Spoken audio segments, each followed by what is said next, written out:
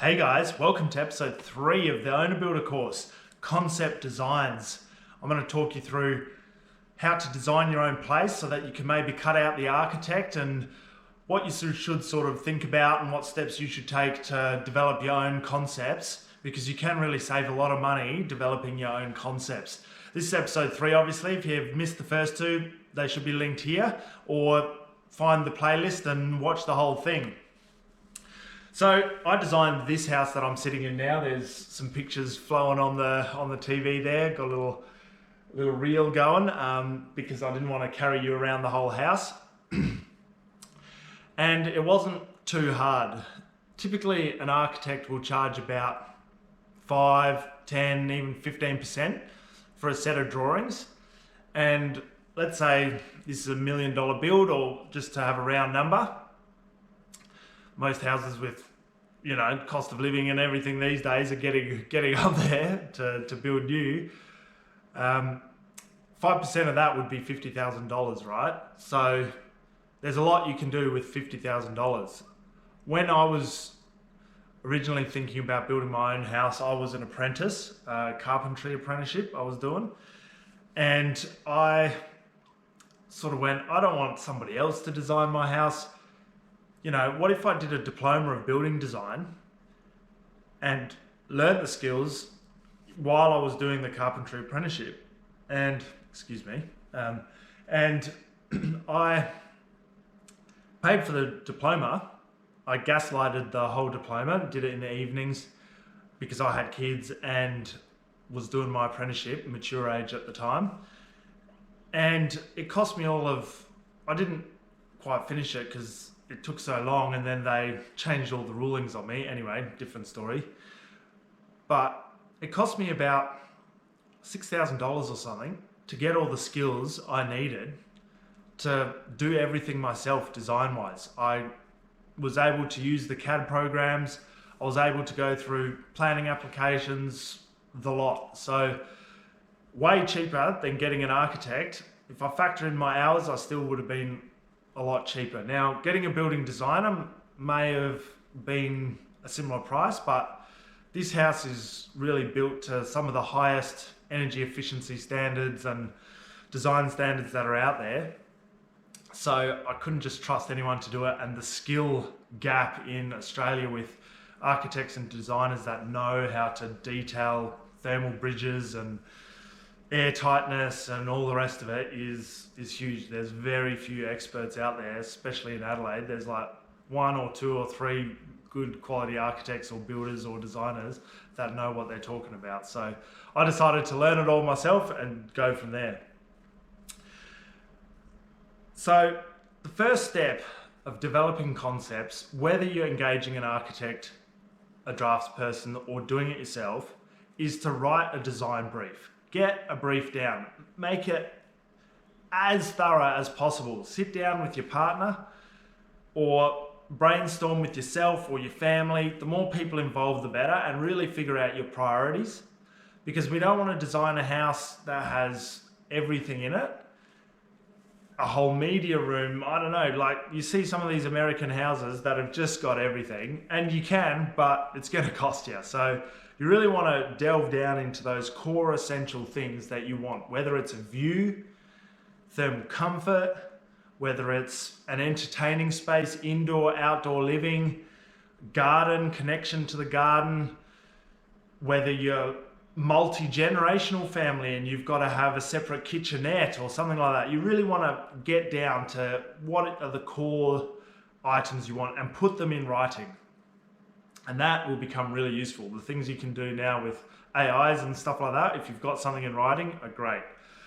The other thing is you're going to start to want to build an aesthetic, and getting photos and making a folder or a Pinterest board, something like that, is really handy for the architect to reference off, for you to go back to, because you can lose sight of the goal as you get into the nitty-gritties of design and council compliance, all of that. Like, the house has to be a bit more this shape because that's to squeeze in there, and then you lose sight of what you actually really wanted. So having something on paper, having a folder with all your ideas so that you can come back to it regularly is super important. And then you can generate concepts pretty easy. Like with AI now, you could grab the brief, get an AI to summarize it for just grab what you want externally out of it, and then plug in a bunch of the pictures that you have, and it'll start generating heaps and heaps of concepts for free. It's a great tool, and you can brainstorm with it and all those sorts of things. It's not at the stage yet, at least the free options, where it can generate floor plans for you, but that'll come, and it will probably be free soon. So if you're from the future, you might want to be checking stuff like that out. But you can create a really strong brief, strong concepts, and that you have to do regardless of if you have an architect involved, a designer involved, unless you really like a certain architect's aesthetic and you're like wedded to it and you're like, I don't care, design whatever you want, I love your look, that is fine as well. And you'll have to do a lot less work then if you like a certain, and usually they bring you a couple of concepts anyway that you can filter through. But just them developing the concepts is costing you in some shape or form. Now, the choice from here is, you need to figure, will you get that architect involved, or do you just get a designer? Do you develop all your own concepts, floor plans, everything, and then just get a draftsperson in to do the nitty-gritty for approvals? And you've got like room dimensions, everything worked out? Or do you get an architect in to do that? And the benefit of getting a designer or somebody who knows what they're doing, they really understand how spaces get used. I mean, they've spent years at university thinking about how humans interact with the built environment. From simple things like what height should your door handle be, to things like concepts where you have a common open plan heart of the home, and as you move to more private areas like a bathroom, that's a very private area, right? At least in the Western world, we don't like being nude so much. So how does the psychology of being in a private space, and so you have these common cores and these more private wings of the house, and how you do the spatial reasoning of fitting everything in to that concept. Where should the garage be in relation to the laundry so that you have a mudroom, a throwdown area for kids' bags? How do kids' spaces get utilized for age? You know, are they going to live in home, live with their family through university into their careers? Do you want to age in place? You know, does your ensuite have to have certain provisions so that you can get a wheelchair in there? Do you want vergeless transitions from inside to out so you can get from your car? All these things, architects should know like the back of their hand and help you through, because it is a lot to think about just off the get-go when you're figuring all that out. But if you want to tackle it, go for it. Just know that you might make some mistakes and maybe seek advice or some consultation along the way, because building designers don't study that so much, the way that spaces, you know, and the whole architecture of it as much, and then draftspeople even less. Draftspeople are really into compliance and all of that. And there is provisions in the codes for compliance and whatnot, but yeah, there's just differing degrees of expertise there. I've actually got a great book if you want to dive down the rabbit hole. I'll see, it's just up here. On the top shelf, obviously. This is what I would recommend. Read that through, Patterns of Home by Max Jacobson, Murray Silverstein, and Barbara Winslow. Sorry if I pronounced any of those wrong. But these are like, it says here, the 10 essentials of enduring design. So what has lasted, you know, the last century? What are repeat things we've seen in design of buildings that, you know, keep reoccurring no matter the trend, you know, like roof shape, entrances to homes being intuitive, like where your front door is in an intuitive location, so that when you see the home from the street, you know, this is where I head for the front door. Simple things like that, but really great to get your excuse me, get your head around as a basis point if you are going to start doing that design and the architecture side of things yourself. Then the next thing I would do is, when you first design something, or a place or floor plan or something, how you want a house to be, you are being informed by buildings you've lived in the past, and they may not be very well designed. So your experience is limited. Architects have studied hundreds of homes, have designed hundreds of homes. They've seen a lot, right? So they know like little tricks and cool things and stuff that might resonate with you, whereas you've just had certain experiences limited to, say, 10 homes, you know, the house you grew up in, the house you first rented, your first house that you... Anyway, you can see that your experience is a lot less. So I would go out and view a lot of homes and then just view them in a different light. Like if you're over at a friend's place, just ask, oh, can I see your master bedroom? I know it's private. Sorry, I'm thinking about designing my house. Can you tell me what works, what doesn't work? You know, do you like your driveway? Ask about their experiences. Ask them consistently, constantly, do you like your laundry? Do you find your laundry too small? How do you use your laundry? Do you use it every day? Do you wish you had more space for washing machines? So on and so forth. And just get as much knowledge, because you just got to understand that your experience, and just try to think of it a bit unbiasedly. You just want to gather knowledge on how because a house should be designed for 100 years or more, and should cater for a lot of people, hopefully, living in it. And if you can sort of round out your design for yourself, because you are building for yourself, but also to future-proof it so it doesn't just get knocked down, so that people can live in it, so on and so forth. I just reckon go visit display homes, you know, see what the latest, what they're doing, you know, what's on trend, so that you get a good picture of, and then ask them what the pricing is. You can really start gathering a lot of information and developing your concepts out of that. Then I guess where it really gets started is you start drawing up floor plans, right? And figuring out your spaces. But with that, I always like to design the roof. The roof is so important. It sheds the water for durability, for everything, and roofs can add so much character to houses. Personally, I hate these square box roofs. I mean, I love them in the Greek islands, you know, where everything's sort of concrete and square and all of that. But generally speaking, I want something with a bit of character. These sort of modern units that are just, they look like cardboard boxes, to be honest. And that's my opinion. Let me know if you think otherwise and you love that sort of aesthetics.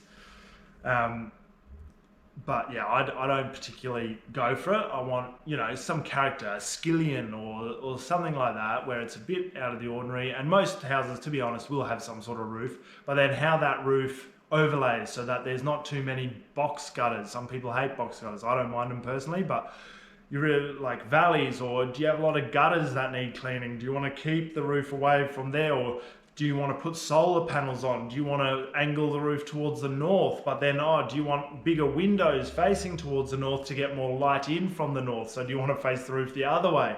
So you really want to be starting to prioritize and then playing with the volume of the building to see what cool ceiling lines you could have. If you want to go higher ceilings, where will the higher sections of the roof be? All those sorts of things. So a floor plan with sort of a roof overlay is where I would get started. And then the walls just fill in, you know, like the floor's super important, the floor plan, how everything's laid out. The roof's super important because that manages water, wind, rain, everything. Gives you shelter basically, which what a house as its essential thing is. And then the walls just connect between really. So yeah, and if you can have a high pitch on the roof, that's important. So you're going to have to be thinking about a lot of things at once as you design it, and usually that's easiest in a 3D model. So SketchUp Make, I think it's like, or SketchUp 2017 is like completely free. And if you can, even if you're engaging a designer or an architect, if you can start modeling stuff out, it's not too hard to learn. There's heaps of tutorials on YouTube or wherever as well. And I think even on the SketchUp thing, there's a thing you can follow through and get some of that massing and the floor plan done. Then you can give that to your, if say you get everything locked in and it's all to code, you could just give that to a draftsperson and they could finish it off so it's working drawings and good to go for council and building rules consent. Or you could continue from there and develop your own working drawings depending on your skill level, and just have a go at submitting them to council. All council's going to say is, I need more information, you know, and then you start filling in that information. It'll be a bit of a recurring loop probably for a little while, but it's free, right? Some states and places you need a registered person to submit the drawings. They need to be licensed or whatever.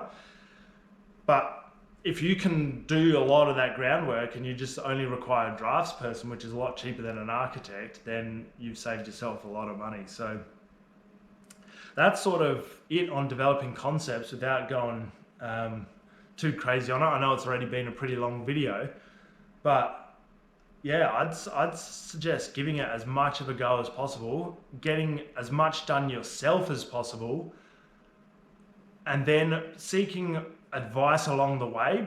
And it's great having a sort of a client, because even though I designed this house myself, my wife, she was the critique or the client, and a lot of things didn't get past the boss, you know. And it's good. It brings out your artistic flair. There's a proverb or something where they go, innovation is developed through constraint. If you have no constraint, there's no innovation. It goes something like that, don't quote me, but you get the picture where you do cooler things the greater the constraint is, because you're forced to be innovative, be artistic. So having somebody who goes, no, I don't like that, will force you to rethink. And yeah, having a client is a great thing. So figure out who's the designer, and if you do have a partner, or whether your family's helping or whatever your situation is. I'm the owner, I want to build this, I'm the designer as well, but you're the client, you know, you're the one calling the shots out, or vice versa. If you engage an architect, then you're the client and you say what you don't like. But it's that two-party system where, or three-party I should say, because council and the regulations have their constraints. Then you have your criteria, your brief, and then the designer has the constraints of bringing it all together to make it into a working product that looks good, that feels good, that functions good, all of those things. So, and then you can generate something really beautiful out of it. And simple can be beautiful. It can be a square box, and just the simplicity of it is beautiful. Or it can be really complex. Just note, complexity is going to cost you. So yeah, it all comes with a grain of salt, right? And then, yeah, you kind of want to, through the concepts, figure out, will it meet my budget? So having a budget there as part of your brief is really handy.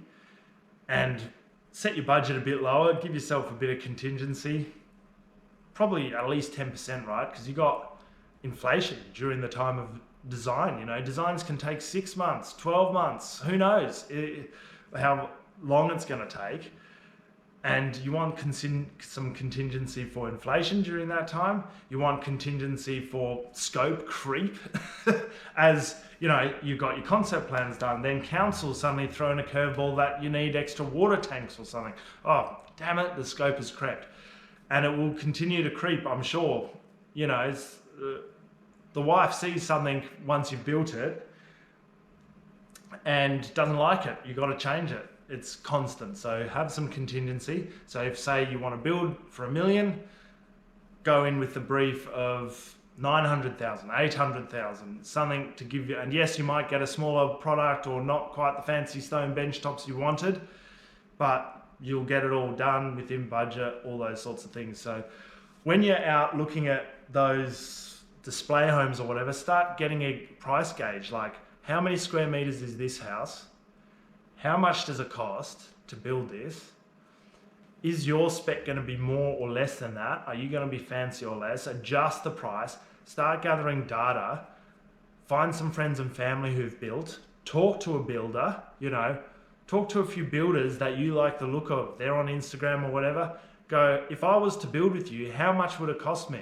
And yes, you own a building, and the price may be different because you're getting materials, but at least for your design concept, you're getting a ballpark of what you can afford, how big your house can be, and you're not going down a rabbit hole of getting everything that you want. You're staying realistic, and you're making it, because you're providing your own guide rails with this whole owner builder thing. You're the only guide rails you have, right? It's not like there's a builder and you're holding the builder to account, or the contract is, or there's an architect and you're holding the architect to account. It's sort of you're everything and you're holding yourself to account. So it gets really hard to stay on budget for a lot of owner builders, just because, and especially if you're doing the design as well. You always want, I can just move that wall out by 100 mil, but 100 mil over 12 meters is,